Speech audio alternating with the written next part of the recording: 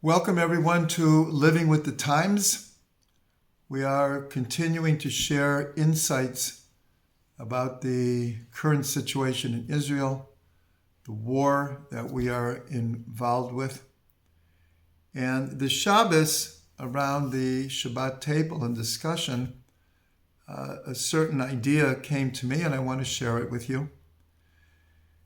During the Yom Kippur War, 1973, 50 years ago, our enemies thought they had picked the perfect time to attack Israel. Who would think that an attack would happen on Yom Kippur?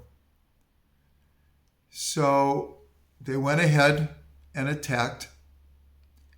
What they didn't keep in mind is Yom Kippur is one of the days that the most Jews are in synagogue.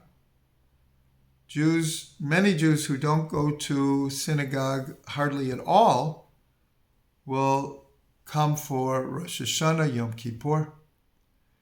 And so all around the world, when word got out that a war had broken out in Israel, a serious war.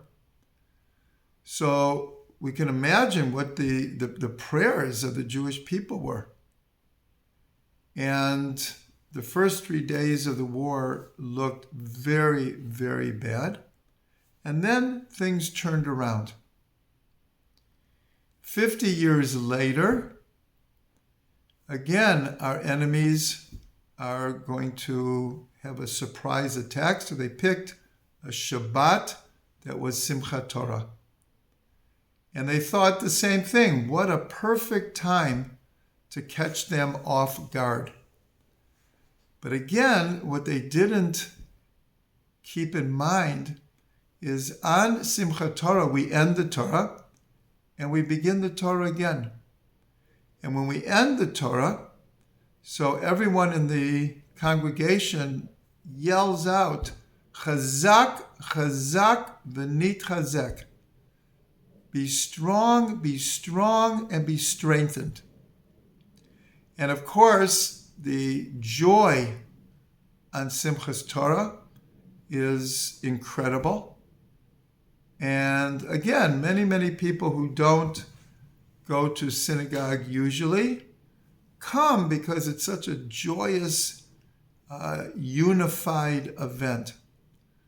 So again, our enemies didn't take into consideration that the energy of Simchat Torah would, in a certain way, come to defend us. I think perhaps many of you who are watching this have seen different short videos of our soldiers preparing for war or in the midst of war. And they're singing and dancing, not a trivial type of dancing and singing, but they took the energy from Simchat Torah, the very energy that our enemies thought they would destroy, and instead, chazak, chazak, v'nitchazek, that the unity in Israel is something that most people haven't seen since the Yom Kippur War. For better or for worse, it's known that when we are under attack, everyone comes together. So right now in Israel, there's an incredible unity of purpose. And I was listening the other day to my good friend, Rabbi Shlomo Katz, who said, the lion has awoken.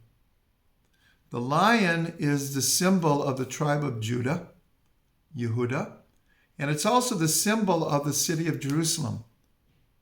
The king of the jungle, the lion. From Yehuda comes David HaMelech. From David HaMelech comes Mashiach. And so Reb Shlomo Katz was expressing the feeling in Israel that the lion has awoken. The world is used to us as the victim, as the small minority, as being oppressed and powerless. But that is not our situation anymore. And I heard the other day one of the reporters in Israel from one of the top networks who was witness to much of what happened here. And he made a comment. He said, Israel is the only country in the world that is not allowed to win a war. Every time we're in war and being attacked time after time after time after time, and then we go to defend ourselves, the world can't handle Israel as a victor, only as a victim. But things are going to be different this time. There is a unity of purpose in Israel that this time we have to confront the constant bombardment we've been under and the constant attack, and we have to uproot it at its source. And so this is what's called an Eit Ratzon, a time of will, an auspicious time. And it will take many years for the reverberations of what happened on Simchat Torah here. But there is a silver lining, that there is an incredible awakening of Jewish identity. And of course, it's being challenged by an incredible rise of anti-Semitism around the world. But this time, we need to stand up and we need to be the victors. And the world will just have to get used to it, because ultimately, we are actually fighting the world's battle. How long is the world going to put up with terrorism and the threat of terrorism? And so this is an Eit Ratzon, an auspicious time, and it's time for us to accept that we can be the victor, and the world will have to get used to it.